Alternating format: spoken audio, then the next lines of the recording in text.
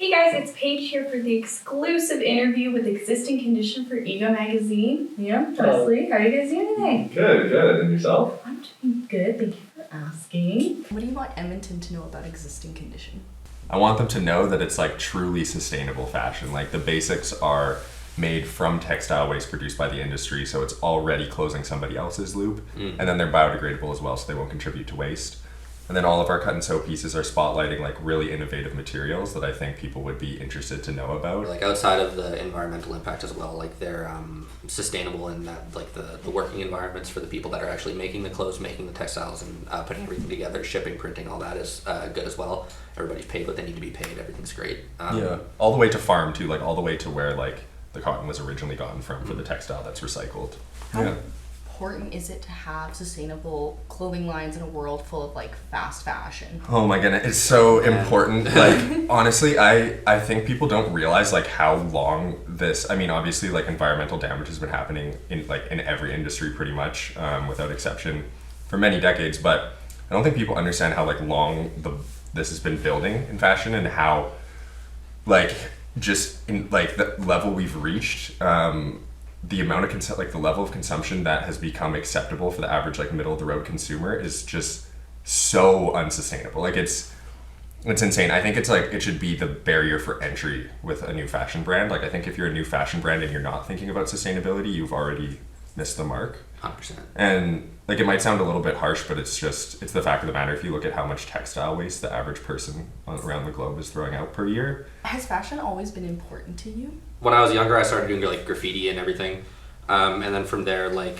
streetwear and graffiti are really intertwined culturally. So I got into like streetwear at a really young age, and then my interest kind of grew from there. For me, I mean, maybe to an extent, but definitely not to the degree it's become in the last few years. Yeah. How did you decide that you were going to do this project, that you were going to start Existing Condition?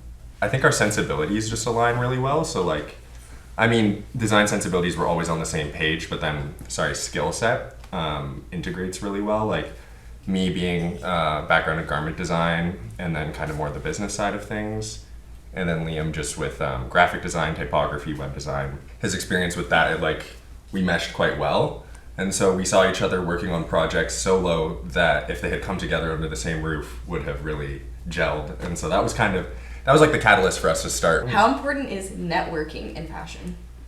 Super important. Yeah, super important. I actually was just sharing this with a few friends the other day. I saw this post about how in fashion and design in general, you're kind of taught to operate in a vacuum. Like everything needs to come from within. You need to study your history and build everything up internally, which I think like understanding your history and drawing from experiences that are personal to you is extremely important as well. But it kind of, to like the unattentive student, can seem like you're not meant to collaborate, and like you need the friction of ideas with other people and critique and teamwork to like really develop a good idea, I think. So yeah, I think it's like absolutely paramount. You need to. Yeah, and like not even just for success, I think networking is super important for like development too, as like a creative in general, like even outside of fashion, in every medium, like just having a group of people around you that'll like you're saying, like to bounce ideas off and will like actually honestly critique your work. Rather than just like, oh, that's nice. It's like the most useless thing someone can tell you. Like it's so much better when people, like, if they think something could be changed or think something could be fixed or made better, if they'll actually tell you. What's another brand or designer that you guys look up to? In terms of like sustainable values, I really like Viron World. They make like footwear that's 100% like, there's like no animal products. Like it's all recycled. Like they'll use like apple leather or like PET based suede, stuff like that, or like upcycled textile to make their products. And like their advertising is really good. Like everything they do is pretty tight. So yeah, I'm like a huge Alexander McQueen fan. So definitely him. Trying to think of someone contemporary though. Telfar Clemens, incredible. I feel like a lot of people don't know about like some of the work that he does because obviously the bags are like really popular. But like yeah, crazy work. And then Shane Oliver and Ian Isaiah, who both worked on HBA. Ian's involved with Telfar now, and I think Shane Oliver's at Diesel. They're incredible designers. Like I highly encourage anyone who hasn't heard about them to go check them out. Where can people buy Existing Condition? Existingcondition.ca through the website, just right through the website only right now. Hopefully brick and mortar soon, but as of right now, it's just the website. Liam, Wesley, thank you for sitting down with me today. Yeah, thank you so much. There you have it. That was our exclusive interview with EGO Magazine for Existing Condition. I'm Paige. We'll see you next time.